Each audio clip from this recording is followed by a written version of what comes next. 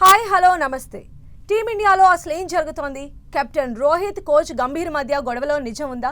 ఇలాంటి అంశాలపైన అనాలిసిస్ అందించడానికి మనతో పాటు ఉన్నారు ప్రముఖ అనలిస్ట్ అలానే కామెంటేటర్ చంద్రశేఖర్ గారు. మరి వారితో మాట్లాడదాం, అసలు ఏం జరుగుతుందో తెలుసుకునే ప్రయత్నం చేద్దాం. నమస్తే అండి చంద్రశేఖర్ గారు. నమస్తే. సో ఈరోజు మనం చూస్తూ ఉన్నాము, టీమిండియాలో ఉన్నటువంటి లుక్లుక్కులు మనకి ఇండైరెక్ట్గా కనిపిస్తున్నాయా లేదా డైరెక్ట్గా కనిపిస్తున్నాయా? అసలు ఏంటి మీ అనాలిసిస్? ఇదంటారు అంతా సవ్యంగా జరుగుతుంటే కనుక ఏ తప్పు కనబడదు. ఎప్పుడైతే కొంచెం అనుకున్న దానికి భిన్నంగా వెళ్తుందో సహజంగానే ప్రతిదీ కూడా తప్పుగానే కనబడుతూ ఉంటుంది. ప్రస్తుతం ఇండియన్ టీం పరిస్థితి అలా ఉంది. ఎందుకంటే లాస్ట్ 10 years నుంచి ఆస్ట్రేలియా వెయిట్ చేస్తోంది బోర్డర్ గవాస్కర్ ట్రాఫీని ఇండియా నుంచి తీసుకోవాలి అనేటువంటిది. సో అలాంటి ప్రదర్శన నుంచి ఈసారి చాలా ఎక్స్పెక్టేషన్స్ తోటి వెళ్ళినటువంటి టీమిండియా ఆశించినటువంటి స్థాయిలో ఆ ప్రదర్శన చేయలేకపోవడంతో సహజంగానే అన్ని వీళ్ళు కూడా అటు పర్టికులర్గానే ఇట్లాంటివి ఎప్పుడైనా కానీ విజయం సాధించినప్పుడు క్యాప్టెన్ని ఎంత మెచ్చుకుంటామో, ఈవెన్ యాక్చువల్గా పరాజయాల్లో ఎదురైనప్పుడు కూడా captain should be ready to receive all those blames. So ప్రస్తుతం రోహిత్ శర్మ విషయంలో అదే జరుగుతూ ఉంది. అందులోనూ ఫస్ట్ టెస్టు పెర్త్, సహజంగానే పెర్త్ అనేటువంటిది చాలా ఫాస్టెస్ట్ బౌన్సీ వికెట్ అది. సో అలాంటి దాని మీద మనం 150 ఆల్అవుట్ అయిపోయిన తర్వాత కూడా ద వే బుమ్రా స్వయంగా క్యాప్టెన్గా లీడ్ చేసి మ్యాన్ ఆఫ్ ద మ్యాచ్ అతను సో మనని గెలిపించినటువంటి విధానం. సో దాంతో రోహిత్ మీద ఎక్స్పెక్టేషన్స్ పెరిగిపోయినాయి.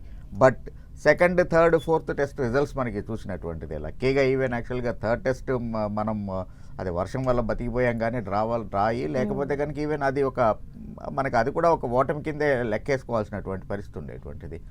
సో దీంతో సహజంగానే రోహిత్ శర్మ మీద చాలా ఇది ఉన్నాయి. ఇంకొకటి ఏంటి అంటే అతను ఫస్ట్ టెస్ట్లో రాహుల్ ఎప్పుడైతే ఓపెనర్గా రాణించాడో జైస్వాల్ తోటి, ఆ తర్వాత మళ్ళీ ఆఫ్కోర్స్ దాన్ని తన ప్లేస్ను త్యాగం చేసి రోహిత్ శర్మ సెకండ్ టెస్ట్ మళ్ళీ రాహుల్నే కొనసాగించాడు. బట్ ఎప్పుడైతే నెంబర్ 6లో వెళ్ళిన తర్వాత ఆ ఫామ్ను అందుకోలేకపోతున్నాడో, నా న్యాచురల్ ప్లేస్ ఏదైతే ఉందో నేను అలవాటు పడినటువంటిది ఓపెనర్గా వస్తానని మళ్ళీ ఓపెనర్గా రావటం, అక్కడ ఫెయిల్ అవ్వటం, దాంతో బాగా ఆడుతున్నటువంటి రాహుల్ని కూడా ఇబ్బంది పెడుతున్నావు నువ్వు, నీ స్వార్థం కోసమని ఇంకొక మెయిన్ స్టార్ బ్యాట్స్మెన్ని ఇబ్బంది పెడుతున్నావు అనేటువంటివి కూడా వచ్చినాయి.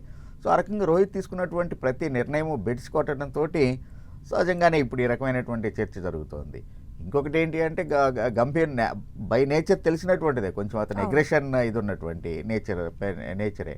So Rohit Sharma is quite and calm, మనకి మైదానంలో కూడా తెలుస్తూ ఉంటుంది అది. సో ఇలాంటి తరుణంలో రెండు విభిన్నమైనటువంటి మనస్తత్వాలు ఉన్నటువంటి వాళ్ళు కలిసి ట్రావెల్ చేయాలి అంటే కనుక కొంత టైం పడుతుంది.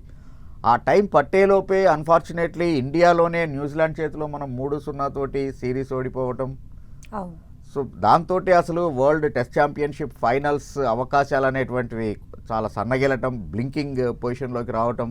అటువైపేమో South Africa is doing good, Pakistan తోటి గెలిచి వాళ్ళేమో first team to qualify for WTC finals.